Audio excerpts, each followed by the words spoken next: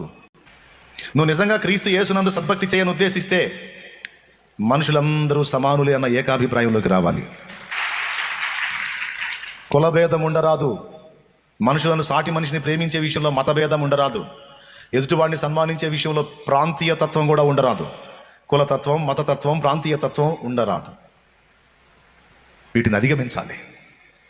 నీ మధ్యనున్న పరదేశిని భద్రముగా కాపాడమని దేవుడు ధర్మశాస్త్రంలో రాశాడు.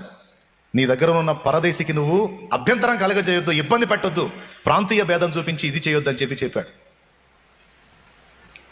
ఈ ప్రాంతీయ భేదం ఈనాడు ఏర్పడింది. వాళ్ళు ఆంధ్ర వాళ్ళు సార్, వాళ్ళతో మనకేం పని అంటాడు తెలంగాణ ఆయన. వాళ్ళు అంటే మనకెందుకు అంటాడు ఆంధ్ర ఆయన. సేవకుల్లో కూడా కుల భేదాలు, ధనిక భేదాలు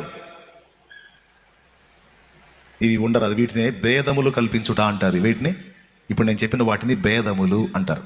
ఈ భేదములు అనేది కూడా శరీర కార్యాల్లో ఒకటి. హలో వింటున్నావా? నిద్రపోతున్నావు ఉన్నట్టు భ్రమిస్తున్న మనిషి, లేని వాటిని ఉన్నట్టు భ్రమించి మోసపోతున్నావు చాలా విషయాల్లో. నేను చెప్పిన మాట నిజమా కాదా? ఇందాక హి అన్నదేవుగా, ఇప్పుడు చెప్పు.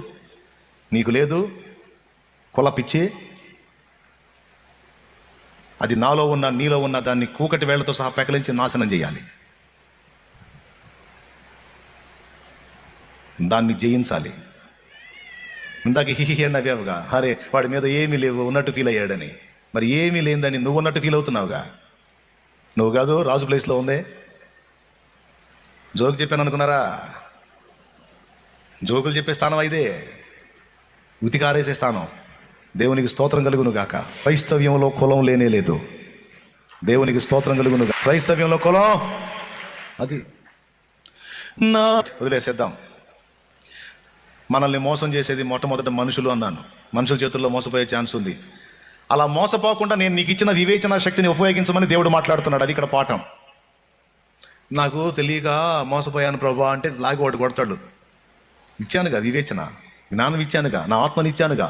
ఎందుకని వివేచించలా? నువ్వు ఆలోచించలేదు ఎందుకో? పరిశీలించలేదు ఎందుకో? అన్ని లెక్కలు బాగానే తెలుసుగా నీకో.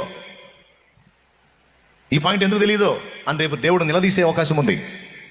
ఎక్కడెక్కడ నువ్వు వివేచన కోల్పోయి మోసపోతున్నావో, తెలిసి ఎక్కడెక్కడ మోసపోతున్నావో తెలుసుకొని నువ్వు పాస్టర్విగా, పాస్టరమ్మవిగా, విశ్వాసివిగా, పరిచారకుడివిగా, పరిచారకురాలివిగా, నువ్వు ఎవరువైనాగా